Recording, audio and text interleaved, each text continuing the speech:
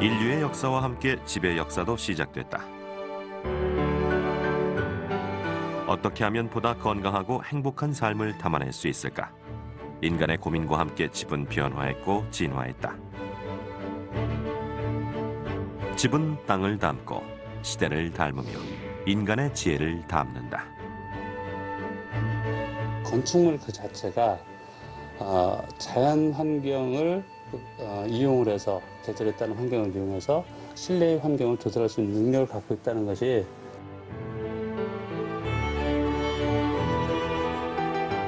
이제는 한옥을 현대 건축의 일부로서 생각해야 될 시점이 왔다. 전문가들은 왜 한옥에 주목해야 한다고 말하는 것일까? 지난 수천 년 우리 민족의 삶 속에 태어나고 성장했던 한옥은 어떤 비밀을 품고 있는 것일까?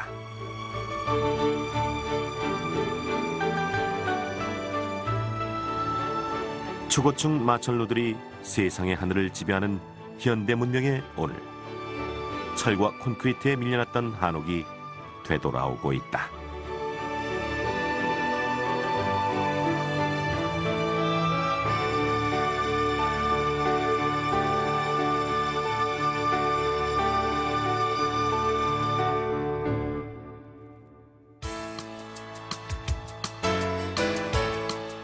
아시아에서 가장 먼저 고속 성장을 이룩했던 일본. 고층 건물이 즐비한 수도 도쿄 한복판에 작지만 특별한 건물이 하나 있다. 한 그룹 건설 회사가 상류층 소비자들을 겨냥해 내놓은 미래형 첨단 주택.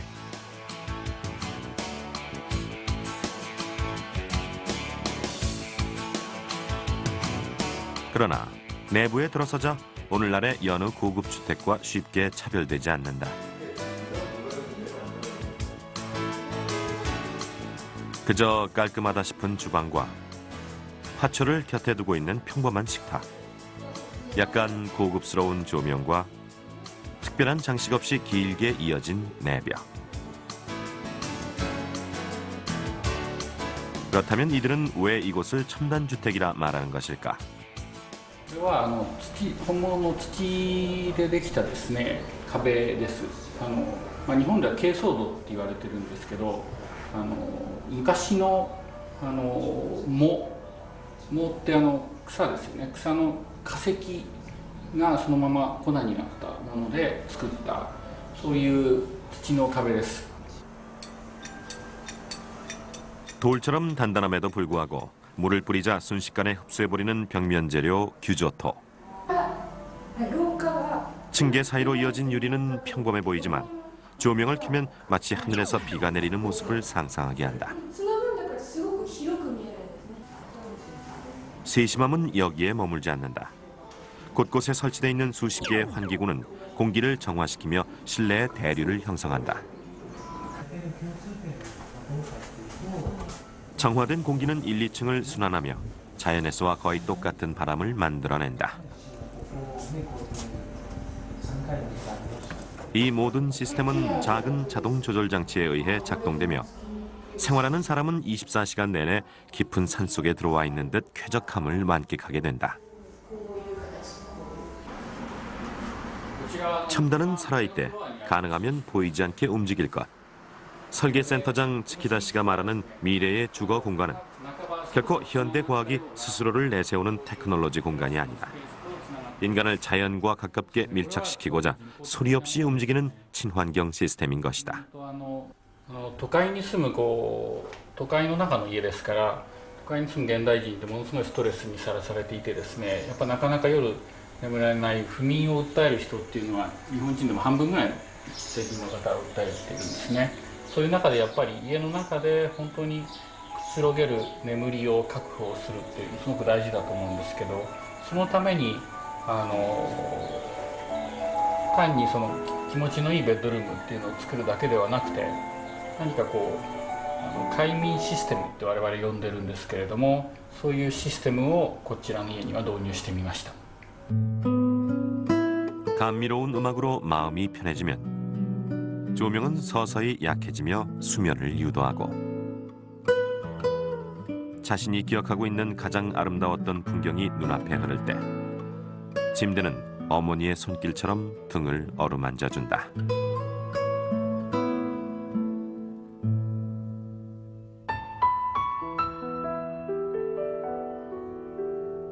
이처럼 이들이 내세우는 미래주택의 조건은 의외로 간단하다. 첨단은 바로 자연이란 것이다.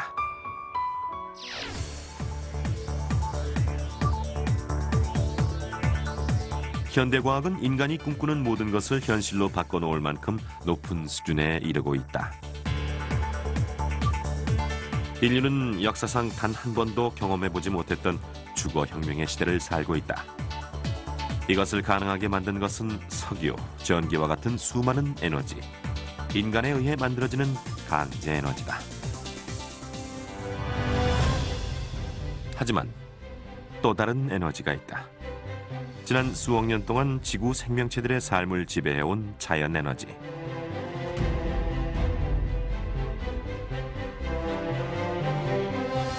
자연 에너지를 어떻게 얼마만큼 받아들일 수 있고 활용할 수 있느냐는 살아있는 모든 것들의 고민이기도 했고 또한 인간의 고민이기도 했다.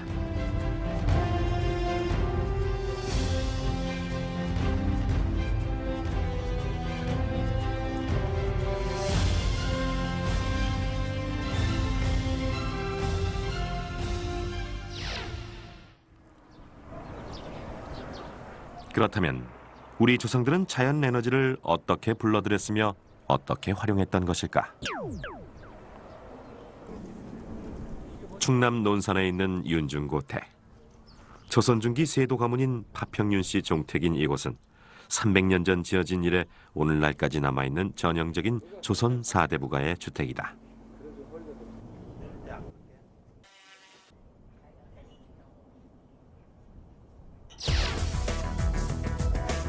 한옥건설은 먼저 돌과 흙을 이용 평지보다 약간 높게 탄을 쌓은 다음 기초석을 놓고 나무 기둥을 세운다. 여기에 창을 내고 흙을 이용 벽을 만든 다음 지붕을 얹게 된다. 지붕은 석가래와 개판이라 불리는 반듯한 널빤지, 하중을 분산시키고 균형을 잡아주는 적신목을 차례로 놓고 흙을 채워가며 기와를 얹게 된다. 이렇게 복잡한 과정을 거쳐 정성스럽게 완성된 한옥. 그런데 정작 사람들의 시선이 가장 많이 머물게 될 마당은 어떤 조경시설도 갖추지 않는다. 그 이유는 무엇일까? 마당을 비워두니까 햇볕 쨍쨍 내렸을 때 마당은 온도가 상당히 높아지게 됩니다. 반면에 뒤쪽에 가게 되면은 뒤쪽은 산으로 연결되고 숲이 있기 때문에 뒤쪽은 상대적으로 여기보다 온도가 떨어지게 되죠. 그러면 양자 사이에 온도차가 생기니까 국부적으로 온도차가 생기니까 대류 현상이 벌어집니다. 한참 뜨거워진 마당의 대기는 상승할 수밖에 없다. 그 빈 공간을 채우는 것은 뒤란에 형성된 차가운 공기. 하지만 집이 가로막혀 있어 찬바람은 집 내부를 통과할 수밖에 없다. 한여름 한옥의 내부가 시원할 수밖에 없는 이유인 것이다. 때문에 한옥의 대청마루는 큼지막한 뒷문이 달려있고 뒷문은 반드시 뒤란과 연결돼 있다. 산으로 연결된 뒤란이야말로 여름철 찬바람이 모여있는 오늘로 치자면 에어컨이었던 셈이다. 옛날 같으면 대나무가 쫙 더 많았거든 이게. 근데 요즘은 이제 그 대나무를 생활 도구로 많이 이용 안 하다 보니까 대나무 관리하기 어려워서 이제 내가 많이 저기 갖고 이제 저기 했는데 이게 대나무에서 이제 여름에 이제 그 누워 있을 때 막 슥슥 그 바람 부는 소리가 나야 몸이 막 시원해지거든. 여름을 시원하게 나고자 했던 조상들의 지혜는 대청마루뿐 아니다. 안채와 창고 사이를 약간 엇나가게 배치한 까닭도 그 때문. 실제 마당 쪽의 150cm의 간격은 뒤로 가면서 절반폭으로 줄어든다. 이건 역시 바람의 속도를 감안한 냉방 시스템이다. 이게 여름에 남풍이 불으니까 이게 좁아지니까 이리 와서 이걸 통과할 때는 바람이 세기가 세게 통과가 되니까 안방으로 바람이 쏙 들어가는 거지. 시원한 바람이. 그 자연 냉방 기구를 이용을 하는 자연풍. 그래서 이게 곡관체인데 제일 끝에는 뭘로 쎄? 냉장고 쓴다. 냉장고. 요즘 말로 찬꽝.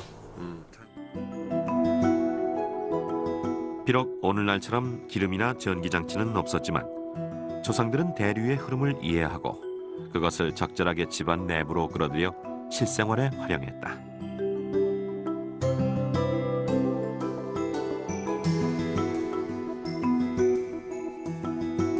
수천 년 이 땅에 살아오면서 느낀 경험과 바로 자연 에너지 시스템의 하나였던 것이다.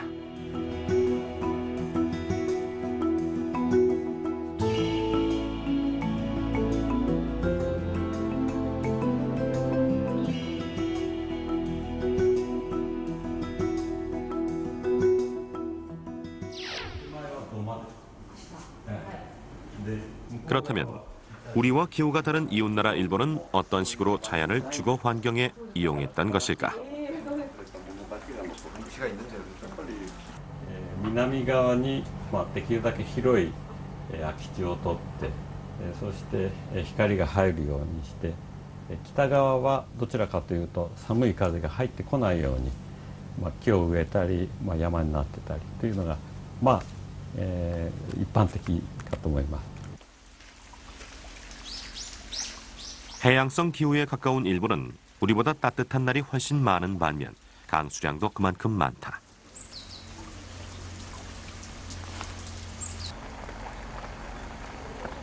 더위와 습도 문제를 해결하는 것이 이들의 가장 큰 고민거리였을 것이다.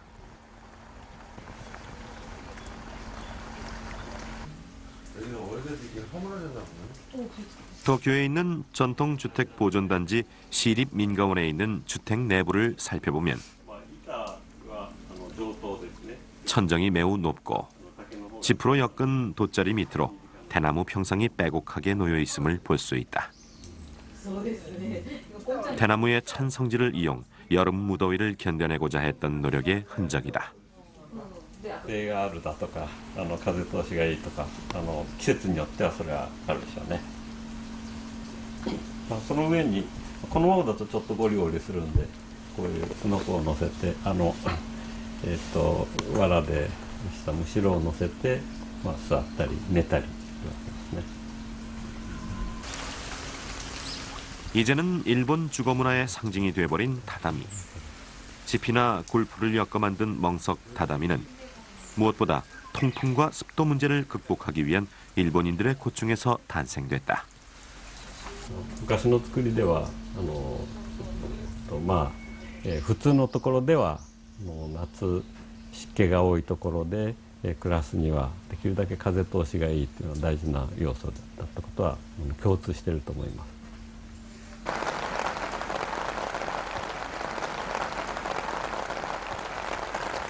지붕이 높은 것은 바람을 조금이라도 더 끌어들여 습기를 제거하자는 의도. 가파른 지붕은 눈, 비가 쉽게 흘러내려 하중을 줄이려는 목적이다.